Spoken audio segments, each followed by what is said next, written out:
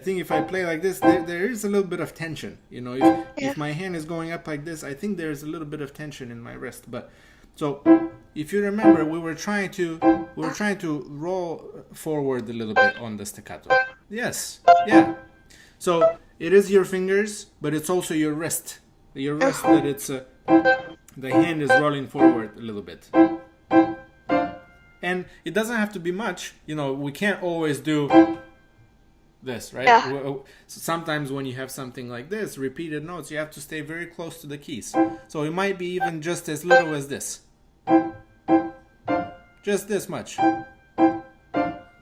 Okay. Try a little bit from the beginning. Just the right hand or both? Up to you. You can try both if you want.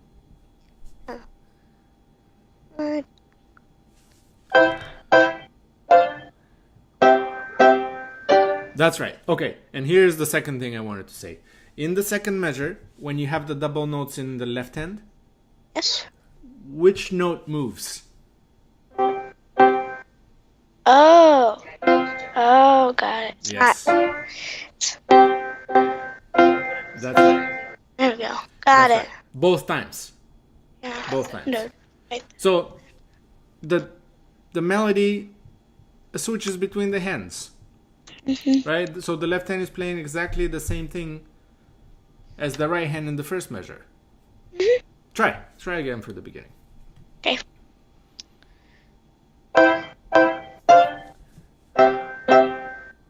Learn it. The other way. There we go. Mm-hmm.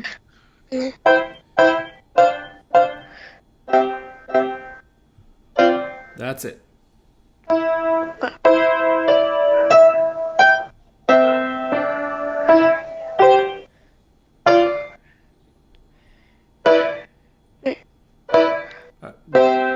That should be. So let's figure out these notes. What do you have in the left hand?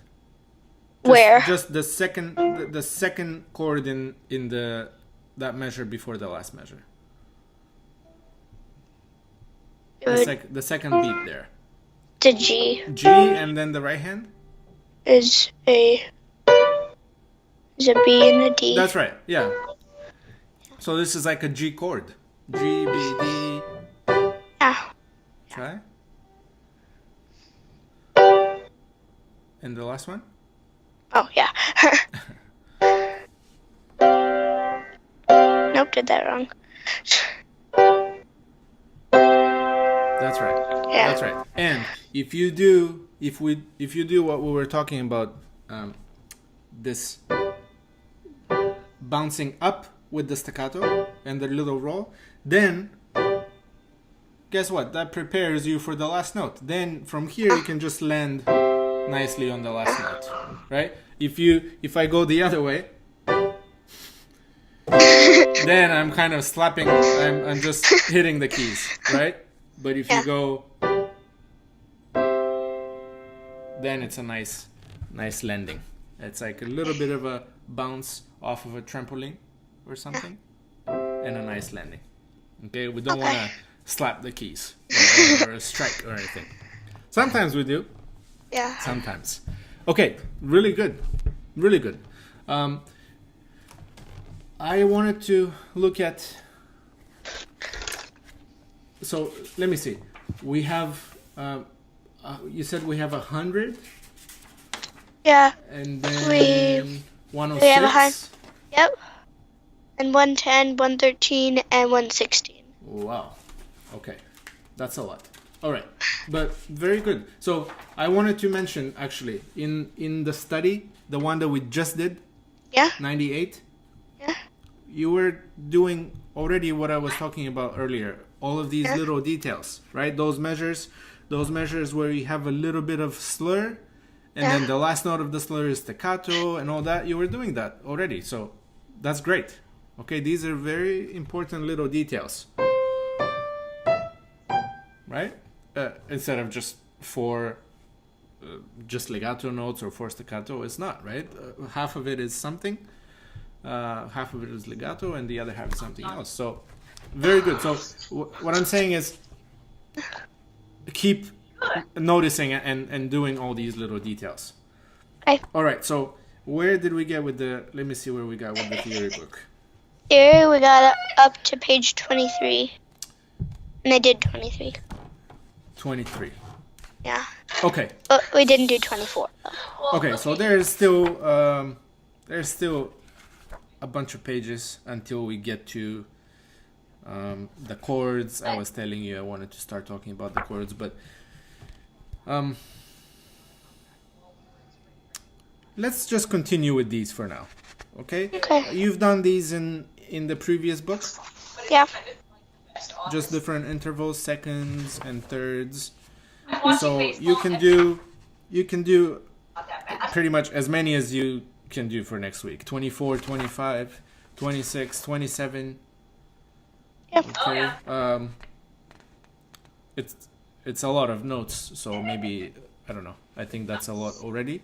But if you want to keep going, then you just have sharps and flats and the natural. So it's nothing really that you don't know for a while. So just try to do a few pages. Okay, and then with the other few pieces that we couldn't do today, did you have any questions with any of them? Wait, hold on. We had so basically 100, yeah. So with all of them, I got an email. if you didn't notice already, just be careful with the clef changes. Always make sure before you start reading it. A lot of these songs start with treble clef in both hands in the very beginning. Yeah. Right? So 100 treble clef in both hands. Let's see. Yeah, same with 106. Same with 106. That's right. So a lot of these, a lot of them. Some of them in the middle. For example, did you see? Did you say you did 110? Did you do 110? So 110. Oh yeah, there we go. There's a bass clef there, yeah. Yeah, I didn't see that. By the way, 110 is usually confusing for everyone at first. So the right hand. Yeah, why is there two stems? Good question. Good question. Because basically sometimes the melody is written as two voices. Okay, so one hand is playing it, but your right hand can be playing two different melodies at the same time, like two different voices. What do you mean? So for example, if you look at measures 3 and 4, that's the confusing one usually. Right? You have E and F sharp, right? With 2 and 3. And then the next measure, what happens in the next measure? It's E and G. That's right. But now, you have those lines, right? You have the slurs. Yeah. Well, actually one of them is not a slur. One of them is a tie, one of them is a slur. Ooh. So the E on the bottom is tied, but the top note, of course, is not tied because it's moving to a different note. So the E stays. So is it like... just make sure F sharp, right? Oh, yeah. So it's like 1, 2... I did that wrong. That's right. Yes. Yeah, so it's like a little funny sound. This is right. This is a little weird. Yeah. And then it resolves. Yeah. When you move to the G, then you get to that weird sound resolves all of a sudden. Okay, so little things like that. So by the way, had you noticed that you had an F sharp in the key signature here? Kind of. Okay. So maybe, at least for now, also look at that in the beginning. Make sure you don't have... Well, don't make sure, it's not a bad thing to have a key signature. But just make sure that you see whether you have it or not. It's not like, 3 sharps, that's horrible. Okay, so you can mark them for now. So mark the clefs or any key signature, because that would make a big difference. If you don't notice the F sharp, then it would be a completely different tune.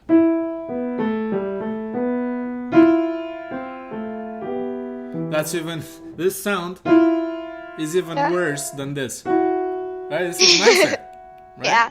Do you know what the difference is? E to F, just regular F, that's a half step. We talked about half steps and whole steps, right? So half a step is actually a much more dissonant sound. It's a much more striking.